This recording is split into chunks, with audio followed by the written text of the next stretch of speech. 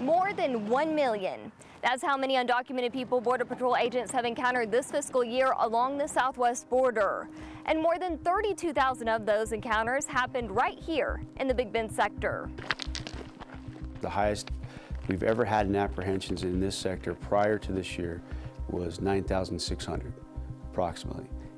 This year, we're up over 33,000 apprehensions this year. Agents have encountered more than 34,000 undocumented people, compared to just over 7,000 in 2020, an over 380% increase. Some of those encounters happen here, in the high desert mountains near Marfa, where Special Operations Supervisor Justin Milliken works as an expert tracker. Agent Milliken started working at the Marfa Border Patrol Station more than a decade ago. When I first got here, it was groups of 4 to 6. Now there's groups of 10, 15, even 30 sometimes. Transnational criminal organizations tell the migrants a lie. They sell them a lie, they take their money, and they're told that it's going to be a very short walk. Once undocumented people get into the United States, this is what they find. As you can see, it's no walk in the park. U.S. Border Patrol officials tell me that when they find some of these migrants, they're often dehydrated and don't have the proper clothing or gear to make it in an area like this. The terrain where every plant and animal is designed to hurt, maim, or kill you. A lot of them will walk so far they'll have blisters on the bottom of their feet.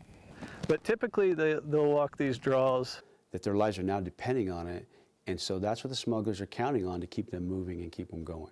And when those people don't make it, they leave them behind, and that's just heartless. Here in the Big Bend sector, 37 undocumented people have died, 726 have been rescued this year, compared to 12 deaths and 178 rescues in 2020. And agents say the deaths stick with them. You work so hard to make sure that they're okay, and you can get there in time, and I just feel bad for their family that I couldn't make it there in time, or the agents couldn't make it there in time. Some of the smuggling happens here, at the end of pavement on 170 in Candelaria. This land is usually dry. There is a community of San Antonio del Bravo there, so it's a staging area, and they'll bring migrants through here quite often. As the Rio Grande cuts through the hardened landscape of Presidio County. Every day. Every day, every night, as soon as the sun goes down, they're coming in. Only because when the river is low flowing, it's easy to cross the river. The water doesn't go past your knees. Supervisory Border Patrol agent of the Presidio Station, Joshua Guerrero, says fewer people are crossing now because of the high water. But those that do take an even bigger gamble. It's very dangerous to cross when the river's flowing so rapidly. It seems like they're just keeping us busy here in town with non-citizens coming in, and they're running their contraband more on the outskirts of town. There's an increase in some drugs being smuggled across the southwest border, like cocaine. But it's the way they're getting here that's also cause for concern. Smuggling of people, narcotics, contraband is being facilitated by people in the United States. The last year or so, that a lot of younger folks are being recruited. Recruited on social media. And agents say some U.S. citizens are operating stash houses like this one. We see box trucks full of people with no ventilation in the heat. We've seen tractor trailers, same thing. Agents use surveillance technology, unmanned aircraft and drones to track undocumented people, then apprehend them at the easiest points. They're also out on foot, in the air, there's a lot of people, and on horseback.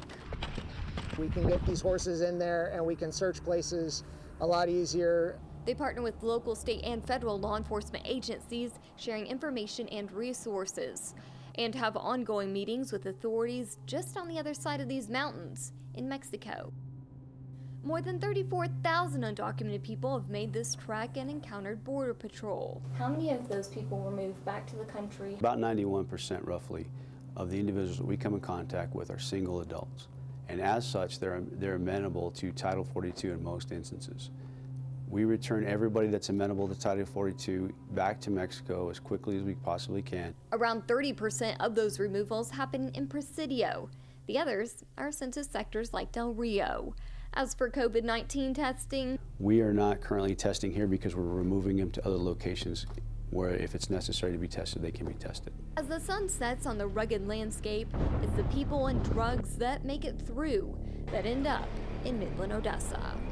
U.S. Customs and Border Protection officials won't comment on exactly how many undocumented people they expect to encounter before the fiscal year ends on September 30th.